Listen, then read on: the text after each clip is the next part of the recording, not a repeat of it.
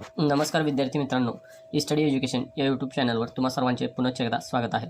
तर आज आपण या व्हिडिओच्या माध्यमातून इयत्ता 4थी मराठी विषय स्कॉलरशिप सराव प्रश्नपत्रिका संपूर्ण स्पष्टीकरणासहित पाहणार आहोत.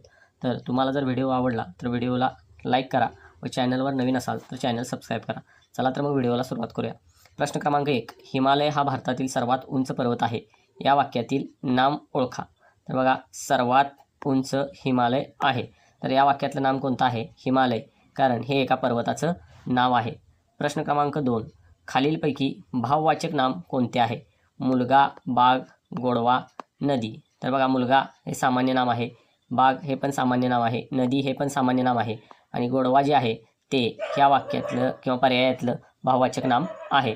प्रश्न क्रमांक 3, रोहन स्वतःचे काम स्वतः केले. या वाक्यातील सर्वनाम कोणते? तर बघा, रोहनने काम स्वतः केले. तर बघा, पर्याय क्रमांक 3 हे या प्रश्नाचं बरोबर उत्तर आहे, कारण स्वतः हे रोहननं स्वतःचं नाव वापरण्याऐवजी सर्वनाम वापरलेलं आहे. प्रश्न क्रमांक 4, टिंब दररोज सकाळी व्यायामाला जातो. रिकाम्या जागी योग्य सर्वनाम निवडा. ते, ती, तो, आम्ही. तर या प्रश्नाचं बरोबर उत्तर आहे पर्याय क्रमांक 3. तो दररोज सकाळी व्यायामाला जातो, म्हणून पर्याय क्रमांक 3 बरोबर उत्तर आहे. प्रश्न क्रमांक 5, कवी या शब्दाचे लिंग बदलून येणारे योग्य रूप कोणते? कवयित्री, कवयित्री, कवीन, कविता. तर या प्रश्नाचं बरोबर उत्तर आहे कवयित्री. कवी हा पुरुष पुल्लिंगी शब्द आहे आणि कवयित्री हा स्त्रीलिंगी शब्द आहे. प्रश्न क्रमांक 6, खालीलपैकी स्त्रीलिंगी शब्द कोणता आहे? पुस्तक, वही, पेन, दप्तर. तर बघा, पुस्तक बघितलं तर ते पुस्तक नपुंसकलिंगी शब्द आहे. वही, ती वही बघा स्त्रीलिंगी शब्द आहे. तो पेन पुल्लिंगी शब्द आहे. ते दप्तर नपुंसकलिंगी शब्द आहे, म्हणून पर्याय क्रमांक 2 ती वही, म्हणून वही हा शब्द स्त्रीलिंगी आहे. प्रश्न क्रमांक 7, पाखरू या शब्दाचे अनेक वचनी रूप कोणते? तर बघा, पाखरे, पाखरा, पाखरूच, पाखरांना. तर बघा, पाखरू या शब्दाचं अनेक वचनी रूप आहे पर्याय क्रमांक 1 पाखरे. झाडावर एक पाखरू बसलं होतं आणि झाडावर अनेक पाखरे बसलेली होती, म्हणून पर्याय क्रमांक 1 ह्या प्रश्नाचं बरोबर उत्तर आहे. प्रश्न क्रमांक 8, खालीलपैकी एकवचनी शब्द कोणता? फुले, पाने, झाड, फळे. तर बघा, झाड हा पर्यायातला एकवचनी शब्द आहे, कारण झाड या शब्दाचं अनेक वचन आहे झाडे, आणि बाकीचे जे शब्द आहेत फुले, पाने आणि फळे हे तिन्ही अनेकवचनी शब्द आहेत. पुढचा प्रश्न, जशी उंटांची पागा तशी हत्तीची. खालीलपैकी योग्य पर्याय निवडा. तबेला, गोठा, अंबरखाना, हत्तीखाना, खुराडे. तर या प्रश्नाचं बरोबर उत्तर आहे पर्याय क्रमांक 2 हत्तीची राहण्याची जी जागा आहे त्याला अंबरखाना किंवा हत्तीखाना असं म्हणतात. प्रश्न क्रमांक 10, मुलगा, छोटा, बाळ, वाघ, पिल्लूदर्शक शब्द ओळखा. तर बघा, इथं माणसाचा पिल्लाला आपण छोटं बाळ असं म्हणत असतो, तर वाघाचा जो आहे तो पिल्लूदर्शक शब्द आहे. वाघाचा बछडा हे बरोबर उत्तर आहे. सिंहाचा छावा असतो, हरणाचं पाडस किंवा शावक असतं. पर्याय क्रमांक 11, हरणाच्या पिल्लाला काय म्हणतात? तर बघा, पाडस, शिंगरू, करडू, पिल्लू. तर बघा, हरणाचं जे पिल्लू आहे त्या हरणाच्या पिल्लाला पाडस, त्याचबरोबर हरणाच्या पिल्लाला दुसरा एक शब्द आहे शावक, असा पिल्लूदर्शक शब्द आहे. पर्याय क्रमांक 1 हे याचं बरोबर उत्तर आहे. प्रश्न क्रमांक 12, पक्ष्यांच्या राहण्याच्या जागेला काय म्हणतात? घरटे, खोपा, बीळ, एक व दोन्ही योग्य. तर बघा, या प्रश्नाचं बरोबर उत्तर आहे पक्ष्यांच्या राहण्याच्या जागेला आपण घरटे म्हणतो. त्याचबरोबर खोपा, सुगरणीचे खोपा असतो, म्हणून पर्याय क्रमांक 4 1 व 2 योग्य आहेत. प्रश्न क्रमांक 13, घुबड या पक्षाचा आवाज दर्शवणारा शब्द कोणता? चिवचिव, किलबिल, कलकल, गुदकार. तर बघा, घुबडाचा गुदकार हा ध्वनिदर्शक शब्द योग्य आहे. प्रश्न क्रमांक 14, विजेचा काय असतो ध्वनिदर्शक शब्द? कडकडाट, खणखणाट, गडगडाट, छनछनाट. तर बघा, विजांचा कडकडाट आणि ढगांचा गडगडाट. पर्याय क्रमांक 1 ह्या प्रश्नाचं बरोबर उत्तर आहे. प्रश्न क्रमांक 15, नाविन्यपूर्ण गोष्टी शोधून काढणारा या शब्दसमूहासाठी एक शब्द कोणता? शास्त्रज्ञ, मार्गदर्शक, संशोधक, लेखक. तर बघा, या प्रश्नाचं बरोबर उत्तर आहे पर्याय क्रमांक 2 संशोधन करणारा, नवीन शोध लावणारा, नाविन्यपूर्ण गोष्ट शोधणारा संशोधक.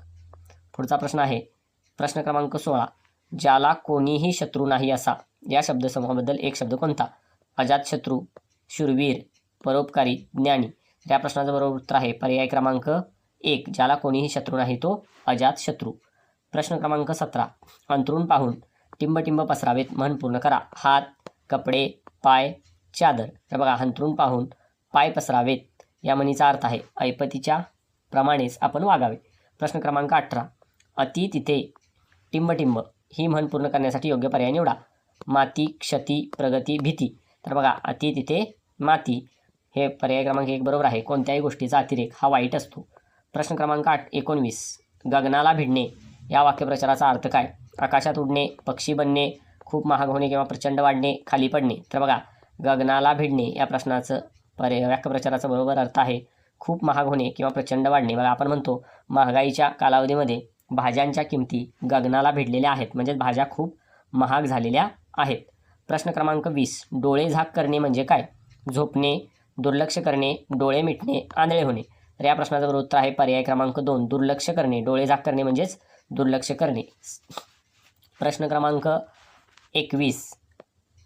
खालील या अक्षरापासून अर्थपूर्ण शब्द तयार केल्यास त्याचा अर्थ काय होईल किंवा कोणता शब्द तयार होईल? तर बघा, भारत, नदी, आकाश, जंगल. तर भात यापासून बनणारा शब्द आहे भारत, म्हणून पर्याय क्रमांक 1 याचं बरोबर उत्तर आहे. बघा, पुढचा प्रश्न बघूया. प्रश्न क्रमांक 23. जशी केळ्यांची घड तशी साधूंची टोळी, जथा, जुडी, जमाव. पर्याय 1 हे बरोबर उत्तर आहे. बघा, प्रश्न क्रमांक 24. किल्ल्यांचा काय असतो? समूहदर्शक शब्द सांगायचा आहे. तर बघा, किल्ल्यांचा जुडगा, गंज, रास, ढीग. तर किल्ल्यांचा काय असतो? जुडगा. पर्याय क्रमांक 1 बरोबर आहे. प्रश्न क्रमांक 25. सूर्य या शब्दाचा समानार्थी नसलेला शब्द कोणता? भास्कर, दिनकर, रवी, शशांक.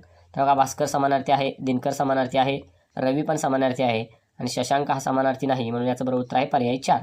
बघा, प्रश्न क्रमांक 26. वृक्ष या शब्दाचा योग्य समानार्थी शब्द ओळखा. समानार्थी शब्द तरुण, वेल, झाड आणि फूल. तर बघा, वृक्ष या शब्दाचा बरोबर समानार्थी शब्द आहे झाड.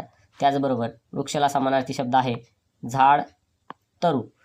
प्रश्न क्रमांक 27. उजाडले या शब्दाचा विरुद्धार्थी शब्द कोणता? मावळले, बुडले, सांजावले, सकाळ झाली. तर बघा, उजाडले याच्या विरुद्ध काय असतं? मावळले हा विरुद्धार्थी शब्द योग्य आहे. बघा, पुढचा प्रश्न, प्रश्न क्रमांक 29. मुले मैदानावर फुटबॉल खेळतात या वाक्यातील क्रियापद कोणते? मुले फुटबॉल मैदानावर खेळतात. तर बघा, या प्रश्नाचं बरोबर उत्तर आहे पर्याय क्रमांक 4 खेळतात. कारण खेळतात या शब्दामुळे या वाक्याचा अर्थ पूर्ण झालेला आहे. आणि आपण क्रियापद कशाला म्हणतो? तर वाक्याचा अर्थ पूर्ण करणारा जो क्रियावाचक शब्द आहे त्याला आपण क्रियापद असं म्हणतो. बघा, प्रश्न क्रमांक 30. खालीलपैकी योग्य क्रियापद वापरून वाक्य पूर्ण करा. शिक्षकांनी विद्यार्थ्यांना छान धडा, टिंबटिंब, शिकवला, वाचले, खाल्ला, पळाला. तर बघा, शिक्षकांनी विद्यार्थ्यांना छान धडा शिकवला. पर्याय क्रमांक 1 बरोबर उत्तर आहे. प्रश्न क्रमांक 31. आनंद या शब्दाचे समानार्थी भाव दर्शवणारा शब्द ओळखा. हर्ष, राग, दुःख, भीती. तर बघा, आनंद या शब्दाचा समानार्थी शब्द दाखवणारा शब्द आहे हर्ष. त्याचबरोबर आनंद या शब्दाला समानार्थी शब्द आहे हर्ष, त्याचबरोबर मोद. प्रश्न क्रमांक 32. तुम्ही सर्वांनी उद्या वेळेवर या या वाक्यातील सर्वनाम कोणते? उद्या वेळेवर तुम्ही या. तर बघा, या प्रश्नाचं बरोबर उत्तर आहे पर्याय क्रमांक 2 तुम्ही हे या वाक्यातील सर्वनाम आहे. प्रश्न क्रमांक 33. घोडा या शब्दाचे लिंग बदलल्यास कोणता शब्द मिळेल?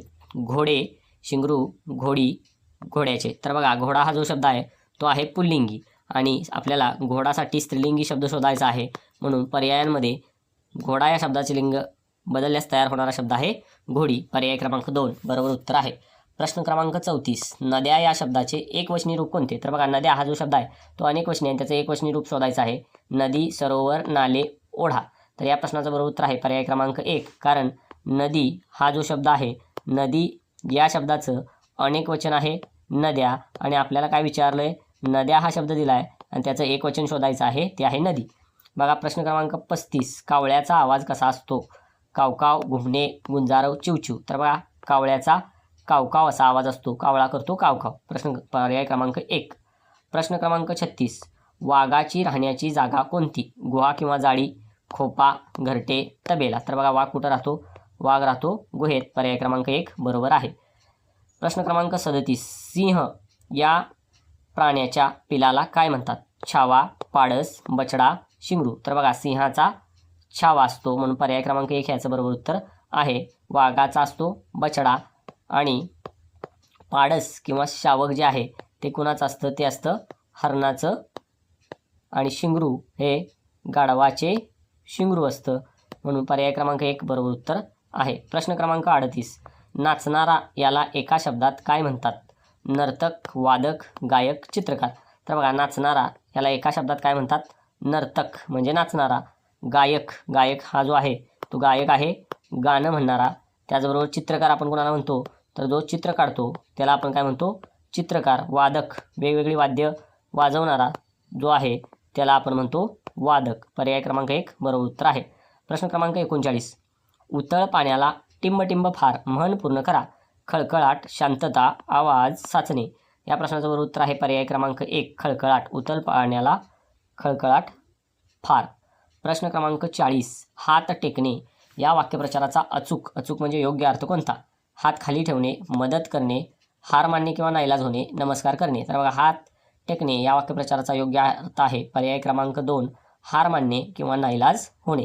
प्रश्न क्रमांक 41. मराठी या अक्षरापासून बनणाऱ्या अर्थपूर्ण शब्दाचे नाव काय? मराठी, शहर, पर्वत, नदी. तर पर्याय क्रमांक 1 मराठी हे बरोबर उत्तर आहे.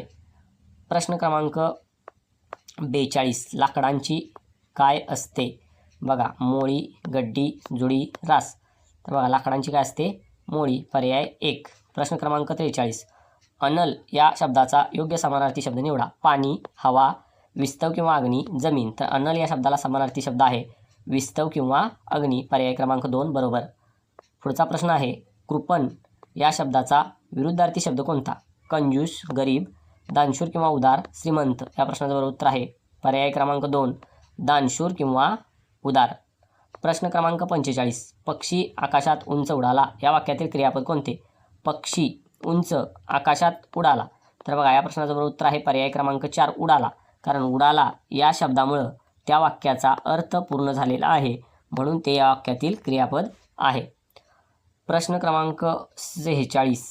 पाणी या शब्दाचा अर्थ जल असा होतो, तर पाणी या शब्दाचा अर्थ काय होतो? हात, डोळा, पाय, कान. तर बघा, याचा बरोबर अर्थ आहे पर्याय क्रमांक 1 हात. प्रश्न क्रमांक 48. नाकापेक्षा मोती जड या म्हणीचा अर्थ काय? नाकात दागिना घालणे, मोती खूप वजनदार असणे, मुख्य वस्तूपेक्षा गौण वस्तूची किंमत किंवा मान जास्त असणे, नाक दुखणे. तर बघा, या प्रश्नाचं बरोबर उत्तर आहे पर्याय क्रमांक 2 नाकापेक्षा मोती जड म्हणजे मुख्य वस्तूपेक्षा गौण वस्तूची किंमत किंवा मान जास्त असणे. प्रश्न क्रमांक 49. जिभेला हाड नसणे या वाक्यप्रचाराचा अर्थ सांगा. जिभेत हाड नसणे, वाटेल ते बेजबाबदारपणे बोलणे, खूप खाणे, बोलता न येणे. बघा, जिभेला हाड नसणे या वाक्यप्रचाराचा अर्थ आहे वाटेल ते बेजबाबदारपणे बोलणे. पर्याय क्रमांक 2. आणि शेवटचा प्रश्न आहे प्रश्न क्रमांक 50. गाय या शब्दाचा प्राण्याचा आवाज दर्शवणारा शब्द कोणता? हंबरणे, म्याव म्याव, ओरडणे, भुकणे. तर या प्रश्नाचं बरोबर उत्तर आहे गाय काय करते? हंबरते. म्हणून पर्याय क्रमांक 1 या प्रश्नाचं बरोबर उत्तर आहे. तुम्ही संपूर्ण व्हिडिओ पाहिलात त्याबद्दल तुम्हा सर्वांचे धन्यवाद. आणि असेच नवनवीन व्हिडिओ हवे असल्यास आमच्या चॅनलला नक्की भेट द्या. धन्यवाद.